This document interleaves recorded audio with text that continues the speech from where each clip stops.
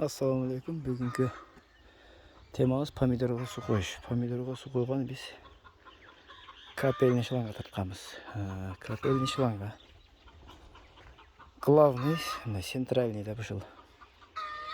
Крайниктер қатырып келінген. Ошол эмеге 40-тык диаметрде 40-тык шылanga тартканбыз. 40-тыкка эме фильтр койганбыз. Фильтрдин дагы эки түрдөсү болот. Фильтрде дагы эки түрдөсү болот. Биз мындай нитка деп коет, ушундай урулган. Ушундайдан кадаганбыз. Сеточный да болот. О сеточныйны долговечный болбойт экен.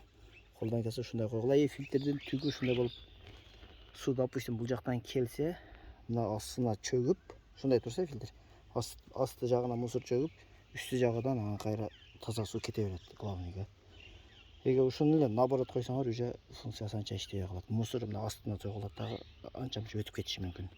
Бул көбүнчө дарыларды фитоспорин эриткенге эле фитоспорин эрибей калгандан ушул кызыл тутуп калат. Буну чечип, бурап чечип тазалап алыш да оңой.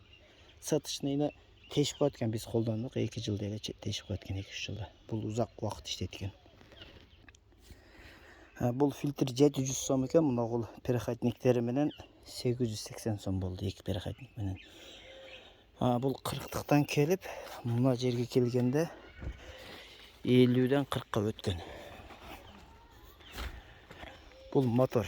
Келсек, мотор 1,5 ватт. Ариол деген таза медный дейт. Мындай моторлорду 10.900-9.800 атат. Мен 7.000 алдым. Bir bayıldan 7.000'e bir жерден таап алдым, баалашып.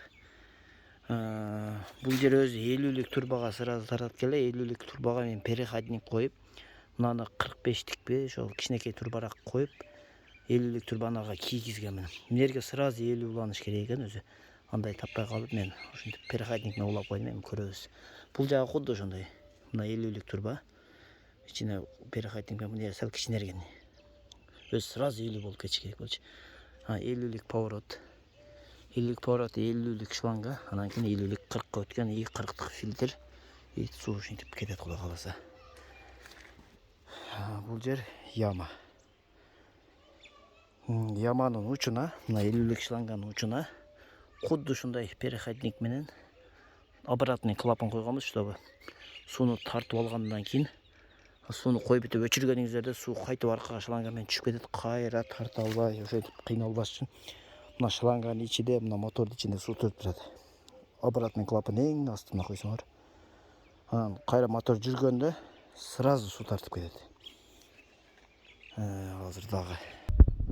Анан биз дагы бул помидордун бул жан башына болгарский экенбиз. Болгарскийнин жан башына мындай угол болуп кеткен да. Өзү мына крайник главный шлангага мындай түп түзүнөн байланат. Түп түз болупчу.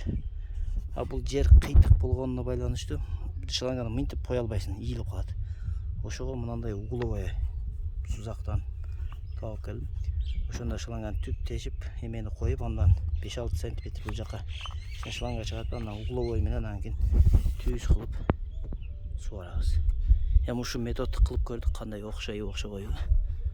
Көрөбүз. Эми мына угол болсо, допустим, ушул жерден.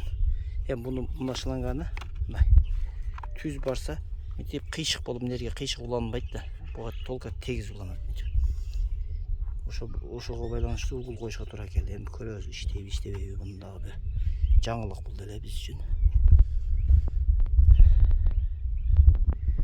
1,5 ваттык моторго 36, 37, 38, 41 точка койдук.